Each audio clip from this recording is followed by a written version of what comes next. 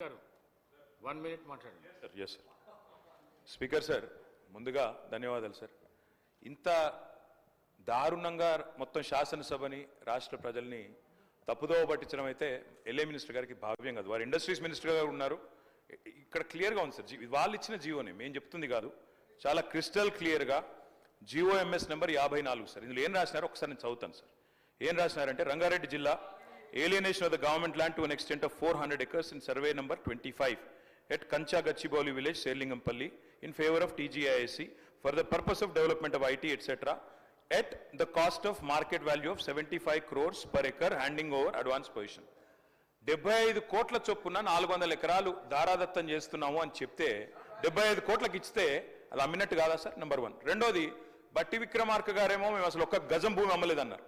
400 ఎకరాల భూమి అమ్మినట్టుగా ఇప్పుడే హరీష్ రావు గారు చాలా స్పష్టంగా ఈ జీవో ద్వారానే అమ్మారు అని స్పష్టంగా మీరే చెప్తా ఉన్నారు. మూడో మాట అధ్యక్ష, మూడో మాట, ఇప్పుడు మంత్రి గారు ఎంత దారుణంగా మాట్లాడుతున్నారంటే, గతంలో అధ్యక్ష అమ్ముకొని ల్యాండ్స్ అమ్ముకొని వాటి ద్వారా వచ్చే ఆదాయానికి మళ్ళీ ఇంకా పైకి కమిషన్లు, ఎవరికి మర్చెంట్ బ్యాంకర్కి 3% కమిషన్ ఇచ్చే కార్యక్రమం కూడా, దాన్ని కూడా మళ్ళీ ఏదో గొప్ప పని చేస్తున్నట్టుగా ఉత్తరప్రదేశ్లో చేస్తున్నారు. ఉత్తరప్రదేశ్ తప్పు చేస్తే మీరు చేస్తారా? ఉత్తరప్రదేశ్ వాళ్ళు తప్పుడు పనులు చేస్తే మీరు తప్పుడు పనులు చేస్తారా? నేనేమంటున్నా సార్, ఒకటే ఒక్క మాట, మీరు తర్వాత చెప్పండి మహేష్ అన్న, మీతో ఒకటే ప్రార్థన సార్, దయచేసి ఇవాళ ఇప్పుడే చెప్తా ఉన్నారు, నాకు మిత్రులు వచ్చి మా ఎమ్మెల్యేలు చెప్తా ఉన్నారు, నేను తమరిని రిక్వెస్ట్ చేస్తా ఉన్నా సార్, ఏదో శాసనసభ సమావేశాలు జరుగుతున్న సందర్భంగా నేను మిమ్మల్ని రిక్వెస్ట్ చేస్తా ఉన్నా సార్, ప్రభుత్వాన్ని కూడా కోరుతా ఉన్నా, నిజంగా ఈ ప్రభుత్వానికి చిత్తశుద్ధి ఉంటే, ఈ ప్రభుత్వానికి ఏమైనా ప్రజలకు వాస్తవాలు తెలవాలన్న విషయంలో వారికి ఏమైనా నిజంగానే ధైర్యం ఉంటే, దయచేసి ఈ రేసులో ఏదో కుంభకోణం జరిగిందన్నారు కదా, దాని మీద చర్చ పెట్టండి, మొత్తం సమాధానం చెప్పడానికి నేను సిద్ధంగా ఉన్నానని చెప్పి మీ ద్వారా తెలియజేస్తా ఉన్నా. చాలా రోజుల నుంచి ఔటర్ రింగ్ రోడ్ మీద చర్చ జరుగుతూ ఉంది. ఎన్నికల కంటే ముందు హడావిడిగా సరైన విధి విధానాలు అవలంబించకుండా టెండర్ ప్రాసెస్ను డీవియేట్ చేసి కొద్దిమంది వ్యక్తులకు ఆయాచిత లబ్ధి చేకూర్చడానికి ఔటర్ రింగ్ రోడ్డును అప్పచెప్పిండ్రని సమాజం అంతా, తెలంగాణ రాష్ట్రం అంతా దీని మీద తీవ్రమైన చర్చ జరిగింది. ఆనాడు Congress party doctor YS Rajasekhara Reddy గారు ముఖ్యమంత్రిగా ఉన్నప్పుడు అంతర్జాతీయ ఎయిర్పోర్ట్తో పాటు ఔటర్ రింగ్ రోడ్డును జైకా నుంచి నిధులను తీసుకొచ్చి ఒక అద్భుతమైన మణిహారాన్ని తెలంగాణ రాష్ట్రానికి, అంటే హైదరాబాదు నగరం అంతర్జాతీయ నగరంగా, విశ్వనగరంగా రాణించడానికి ఈ రెండు ప్రధానమైన కారణం. అంతర్జాతీయ airport, outer ring road, IT కంపెనీలు, ఫార్మా కంపెనీలు. ఈ తెలంగాణ రాష్ట్ర ఆదాయంలో 60-65% ఈరోజు మన బడ్జెట్లో వస్తుంది అని అంటే, ఆనాడు కాంగ్రెస్ పార్టీ తీసుకున్న నిర్ణయాల వల్ల ఈరోజు ఈ రాష్ట్ర ఆదాయం అత్యధికంగా పెరిగింది. ఇదే కాకుండా ఈ నగరం ప్రజల యొక్క అవసరాలు తీర్చాలి, దాహార్తి తీర్చాలి అని ఆనాడు PJR గారు పదే చేసిన ధర్నాల నేపథ్యంలో కృష్ణానది జలాలను ఫేజ్ 1, ఫేజ్ 2, ఫేజ్ 3 కావచ్చు, గోదావరి నది జలాలను హైదరాబాద్ తాగునీటి దాహార్తిని తీర్చడానికి ఈ హైదరాబాద్ నగరానికి కృష్ణా గోదావరి జలాలను తరలించి ఇక్కడికి వచ్చి నివసించే లక్షలాది మంది ప్రజల యొక్క అవసరాలను, తాగునీటి సమస్యలను పరిష్కరించింది కాంగ్రెస్ పార్టీ. ఇదే కాకుండా ప్రపంచ నగరంతో పాటు పోటీ పడాలి అని అంటే, ఈ దేశంలోనే అద్భుతమైన నగరంగా హైదరాబాద్ నగరం రాణించాలి అని అంటే మెట్రో రైలు ఉండాలి, మెట్రో అంతర్జాతీయ ప్రమాణాలతో ఉండాలి అని ఆనాడు పబ్లిక్ ప్రైవేట్ పార్ట్నర్షిప్లో ఈ నగరానికి మెట్రో రైలును తీసుకొచ్చి ఈ నగరాన్ని ప్రపంచ చిత్రపటంలో కాంగ్రెస్ పార్టీ పెట్టింది. అంటే ఈరోజు ఈ నగరం అంతర్జాతీయ నగరంగా రాణించడానికి కారణం కృష్ణా గోదావరి నదీ జలాలు, ఔటర్ రింగ్ రోడ్డు, అంతర్జాతీయ ఎయిర్పోర్టు, మెట్రో రైలు, IT కంపెనీలు, ఫార్మా కంపెనీలు, శాంతి భద్రతలను కాపాడడం, మత సామరస్యాన్ని పెంపొందించడం, ఇలాంటి ఎన్నో విధానపరమైన నిర్ణయాలు, కఠినమైన నిర్ణయాలు, రోజుకు 24 గంటలు నిరంతర విద్యుత్తు, ఒక్క నిమిషం కూడా పరిశ్రమలకు విద్యుత్ కోతలు ఉండకూడదు, 100% రోజుకు 24 గంటలు, సంవత్సరానికి 365 రోజులు విద్యుత్ సరఫరాను నిరంతరాయంగా అందించినప్పుడే ఈ నగరానికి ప్రపంచ స్థాయి పెట్టుబడులు వచ్చి పరిశ్రమలు వచ్చి ఈ నగరం అభివృద్ధి చెందుతుంది. ఇక్కడ చదువుకుంటున్న యువతీ యువకులు డాక్టర్లుగా, లాయర్లుగా, ఇంజనీర్లుగా ముఖ్యంగా రాణించాలి అని ఆనాడు ఎన్నో కాలేజీలతో పాటు ఆనాటి ప్రభుత్వం తెచ్చిన ఐఎస్బి కావచ్చు, IIIT కావచ్చు, ఐఐటీలు కావచ్చు, ఇట్లాంటి అంతర్జాతీయ విద్యా సంస్థల్ని తీసుకొచ్చి ఆ సంస్థల్ని పెంపొందించి ఒక క్రీడా స్ఫూర్తిని పెంపొందించాలని క్రీడా స్టేడియంలను కట్టడమే కాకుండా అంతర్జాతీయ స్థాయి క్రీడల్ని నిర్వహించడం ఈ హైదరాబాదు నగరంలో ఆనాడు ప్రభుత్వాలు తీసుకురావటంటే హైదరాబాదు నగరం రాణించింది. అందుకే ఈరోజు మనము 2 లక్షల పైచిలకు కోట్ల బడ్జెట్కు చేరినామంటే ప్రధానమైన ఆదాయం ఇదే. వీటితో పాటు జలయజ్ఞంలో భాగంగా తెలంగాణ రాష్ట్రం ఎడారిగా మారిపోతుంది.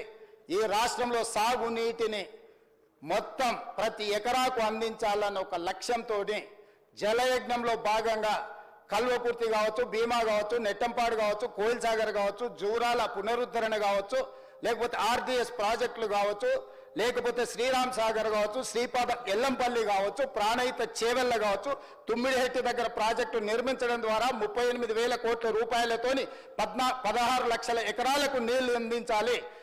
చేవెళ్ళ ఎక్కడ ఆదిలాబాద్లో తుమ్మిడిహెట్టిలో మొదలుపెట్టిన గోదావరి జలాలను చేవెళ్ళ వరకు వికారాబాద్, తాండూరు నా నియోజకవర్గం, మీ నియోజకవర్గమైన కొడంగల్ మన వికారాబాద్ వరకు తరలించాలని చేవెళ్ళ దగ్గర దాదాపుగా 1,000 కోట్ల రూపాయలు ఖర్చు పెట్టి ప్రాజెక్టులను చేపట్టారు. ఆనాడు మనతో పాటు ధర్నాల పాల్గొన్న దురదృష్టవశాత్తు అటుపోయినా చేవెళ్ళ ప్రాంతానికి, వికారాబాద్ ప్రాంతానికి, తాండూరుకు, కొడంగల్కు నీళ్లు తేవాలని ఆలోచన కూడా చేయలేదు. ఈ నేపథ్యంలో అద్భుతమైన నగరంగా తీర్చిదిద్ది ఔటర్ రింగ్ రోడ్డుని మనం అప్పు తెచ్చి మొత్తం పూర్తి Hyderabad growth corridor limited HGCL నేతృత్వంలో ఈ అద్భుతమైన ఆస్తిని 1,000 లక్షల కోట్ల రూపాయల విలువైన ఆస్తిని 6,500 కోట్ల రూపాయల అప్పు తీసుకొచ్చి నిర్మించి అప్పు పూర్తి చేసి డెట్ ఫ్రీ చేసిన అధ్యక్ష. డెట్ ఫ్రీ చేసిన ఔటర్ రింగ్ రోడ్డుని అప్పనంగా ఆయాచితంగా అమ్ముడు పోయి అమ్ముకొని ఎన్నికల ముందు హడావిడిగా వాళ్ళకి క్లియర్గా తెలుసు ప్రజలు తిరస్కరించారు, ప్రజలు ఓడించబోతున్నారు, ప్రజలు బొంద పెట్టబోతున్నారు అని తెలిసి ఉన్నదల్లా తెగ నమ్ముకొని దేశం విడిచి పారిపోవాలన్న ఆలోచనతోనే ఔటర్ రింగ్ రోడ్డుని అమ్ముకున్నారు. అయితే ఈరోజు మాజీ ఆర్థిక శాఖ మంత్రి, ఎందుకంటే వారు ఆర్థిక శాఖ మంత్రిగా ఉన్నప్పుడే అది అమ్మిండ్రు, ఈరోజు వారే డిమాండ్ చేసిండ్రు ఈ ఔటర్ రింగ్ రోడ్ అమ్మకం మీద మీరు విచారణ ఇయ్యండి అని. నేను మనస్ఫూర్తిగా వారు మనస్ఫూర్తిగా విచారణకి ఏదైతే అడిగినరో వెనకాల వారు కూడా చదువు వచ్చినా రాకపోయినా వారు కూడా వారికి మద్దతు పలికినందుకు వారిద్దరి కోరిక మేరకు స్పెషల్ ఇన్వెస్టిగేటింగ్ టీంను నిర్వహించి ప్రధాన ప్రతిపక్షం కోరిక మేరకు ఔటర్ రింగ్ రోడ్డు టెండర్కు సంబంధించి ప్రైవేటు సంస్థలకు కట్టబెట్టిన విధానాల మీద ఈ సభ ద్వారా ఈ సభ్యులందరి ఆమోదంతో విచారణకు నేను ఆదేశిస్తున్నా. తమరి విచారణకు అనుమతి ఇవ్వాల్సిందిగా విచారణకు సంబంధించిన విధి విధానాలు స్పష్టంగా తెలంగాణ రాష్ట్ర ప్రజలకు నేను హరీష్ రావు గారి కోరిక మేరకు ఔటర్ రింగ్ రోడ్డు టెండర్ విషయంలో పూర్తి స్థాయి విచారణకు ఆదేశిస్తున్నాను. విధి విధానాలను మంత్రివర్గంలో చర్చించి మంత్రివర్గ సహచరుల సూచన మేరకు మంత్రివర్గం యొక్క తీర్మానం మేరకు ఔటర్ రింగ్ రోడ్డు టెండర్ మీద విచారణకు ఆదేశిస్తున్నాం అధ్యక్ష.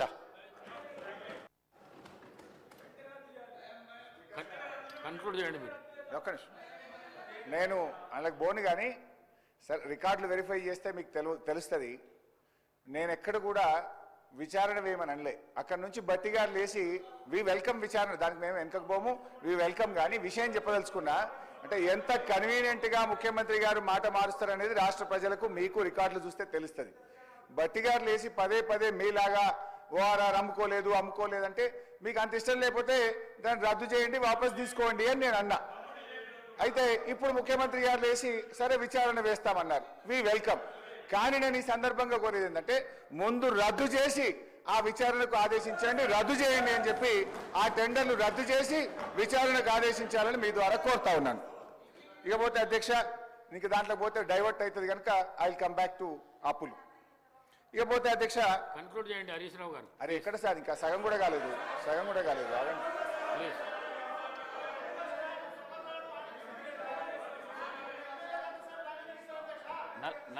40 నిమిషాలు మాట్లాడండి మీరు.